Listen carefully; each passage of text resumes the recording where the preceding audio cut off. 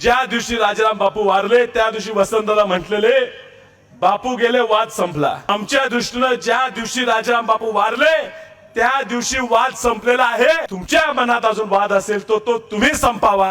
आमच्याकडनं ह्याच्या पुढच्या वादाची भावना असणार नाही। मी ठरवलं यावेळी कुणाच्या वादात जायचं नाही। कोणीतरी काल बोललं जुना वाद अजून आहे। वसंतदादांनी सांगितलं होतं ज्या दिवशी राजाराम बापू वारले त्या दिवशी वसंतदादा म्हटलेले बापू गेले वाद संपला। आमच्या दृष्टीने ज्या दिवशी राजाराम बापू वारले त्या दिवशी वाद संपलेला आहे। तुमच्या मनात अजून वाद असेल तो तुम्ही संपावा।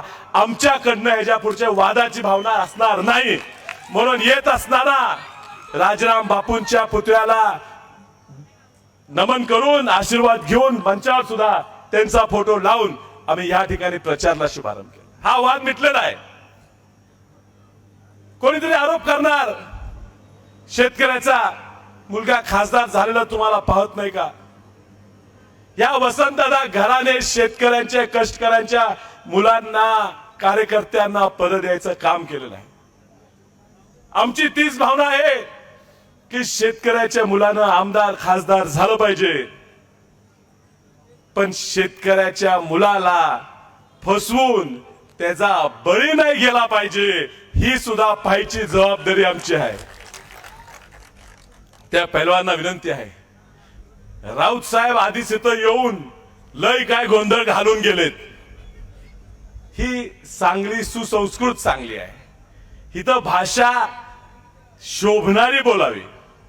आपल्यावर खूप चांगले संस्कार आहेत, त्यामुळे त्यांच्या पुस्तकातले शब्द इथं वापरून भावना वापरून लोक आणि चिडीला पेटतील। त्यामुळे आता राजकारण जर करायचंच असेल तर ते आता सगळ्यांनी संयमाने करायचं, भाषा सांभाळून करायची।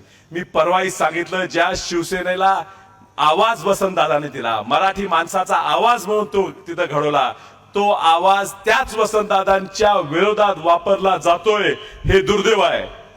पण आम्हाला भान आहे की लढाई ही भाजपच्या विरोधात आहे, आपल्यातली नाही। आणि म्हणून आम्ही मंचावरचे सगळे लोक या एकाच हेतूने इथं उपस्थित आहे की भाजपचा पराभव झाला पाहिजे। आज पहिलीच बैठक आहे, अजून खूप फड रंगणार आहे। देश विदेशातील प्रत्येक घडामोडींचे लाईव्ह अपडेट मिळवण्यासाठी आता साम टीव्हीच्या सर्व सोशल मीडिया प्लॅटफॉर्मला लाईक, फॉलो आणि सबस्क्राईब करा। तसंच सर्व नोटिफिकेशनसाठी बेल आयकॉन प्रेस करायला विसरू नका।